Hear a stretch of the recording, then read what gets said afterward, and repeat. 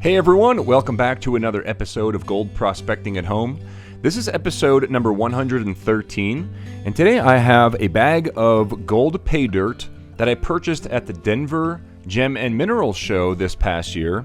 It was just a couple months ago, and it's been sitting on the shelf waiting for review. Now, I purchased this bag directly from the vendor. It cost me $45, and if you guys wanted to purchase it for yourself, it's northernnevadagold.com. Go down to Paydirt, and they offer 1 pound bags, half-pound bags, and 3-pound bags.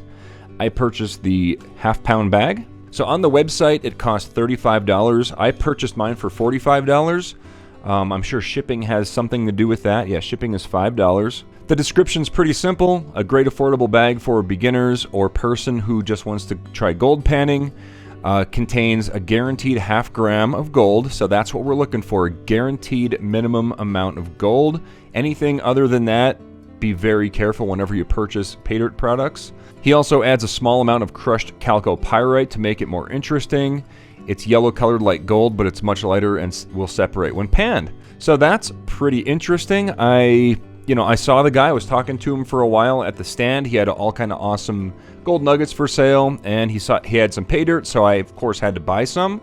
So let's take this down to the panning station. We'll chop it open and we'll take a closer look at it. All right, here it is, the Northern Nevada Gold Paydirt half-pound bag. Let's take a look at it in a pan. Nice. All right, so it's in a one of these stand-up coffee bags. These aren't too bad, other than the fact that gold does like to get trapped down in these little corners. So we'll keep that in mind. Oh, cool. So it looks like we have a lot of crushed quartz in there.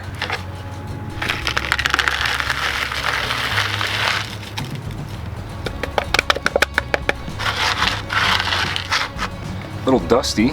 And we better spray this out because gold could get trapped in there. We'll do that into a separate pan so we don't wet this material.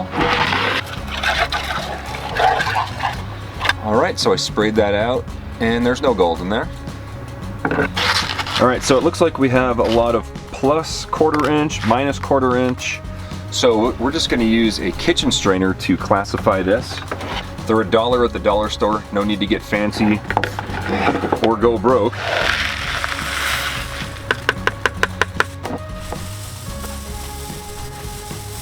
Now there is a lot of dust, but a lot of people want to know if the gold can actually be in the dust.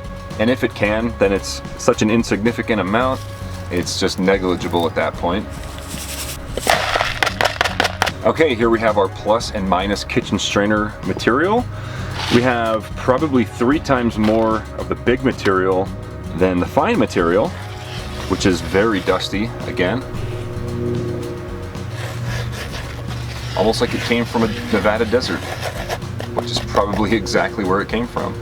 You can see here in the bigger material there's no round rocks, which tells me that this did not come from a river. This probably came from maybe a dry creek bed. If anybody knows for sure, leave it in the comments, but that would be my educated guess. So before I get to the panning process, we're going to go ahead and we're going to take a strong magnet to this stuff just to see what kind of magnetic material is here. Also, removing magnetic material makes it a lot easier during the panning process to recover the gold. So in order to remove the magnetic material from this stuff, I like to use a strong neodymium magnet inside of a silver dollar tube. There's links on kleshgold.com for all this stuff, but let's go ahead and see if we can remove any magnetic material. Sounds like we got some so far.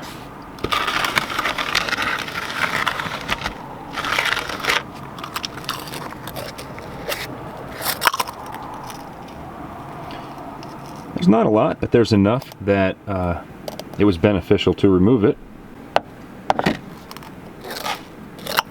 I'm going to check the big material just for fun. Oh, there's a clicker. There's a few here. Okay, here we have our plus and minus kitchen strainer size material, plus our magnetic material. There's not a lot, but we're going to pan this out anyway, just to make sure we didn't pick up any gold. So let's bring over Crusty Rusty. I'll add some water and some surfactant. This is jet dry. It's just gonna break the surface tension of this water, so the really small gold can't float away. All right, first up, we will pan down the magnetic material.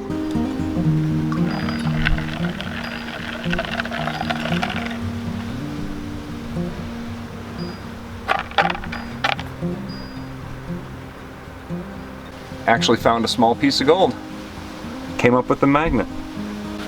Sometimes that happens, even with dry material. All right. Let's pan out the big stuff next. This will reveal if we got any nice nuggets.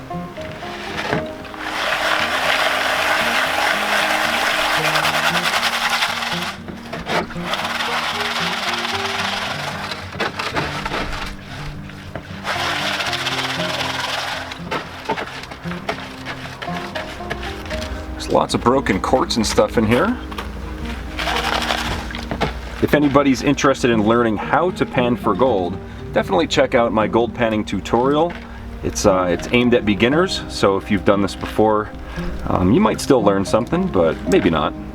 Ooh, we got a picker in here. I definitely saw a picker. Yeah. 3 of them. 1, 2, 3. Oh, that's awesome.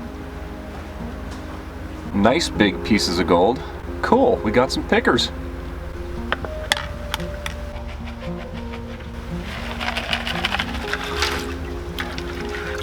Next we have the minus kitchen strainer size. There's not very much of it. As you can see, it's a very thin layer here.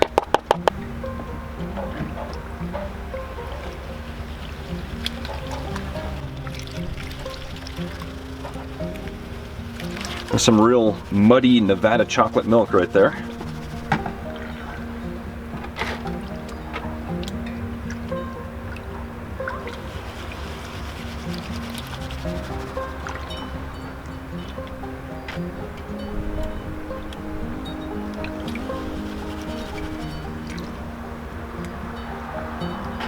Okay, we're getting pretty close to the end here. This material is heavy enough that it doesn't really want to go out of the pan. So we'll just add some water to the pan and swirl it back and look for gold.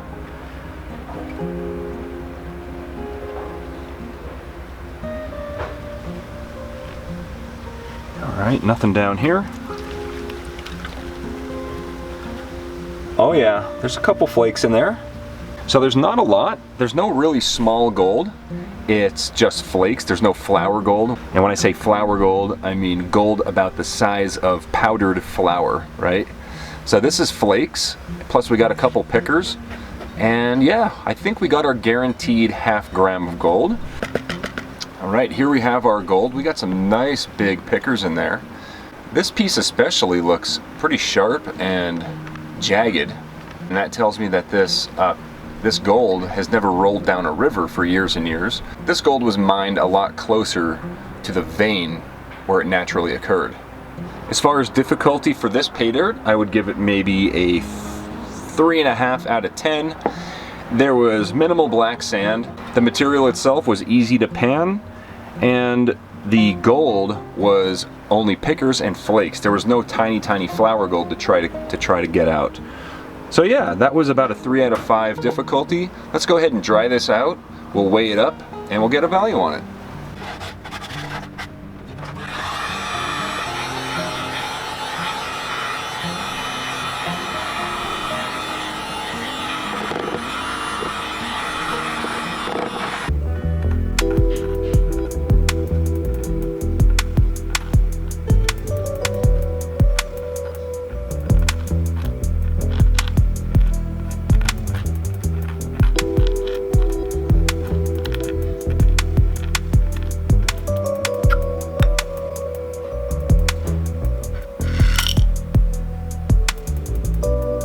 All right, not bad. 0.506 grams. We got our guaranteed ½ gram, and we will call it 24 karat purity because you can resell natural placer gold just like this to pay dirt vendors like myself If you guys want to buy Paydirt or if you want to sell me your gold, check out kleshgold.com, click on the Sell Your Gold button, and I will buy your gold.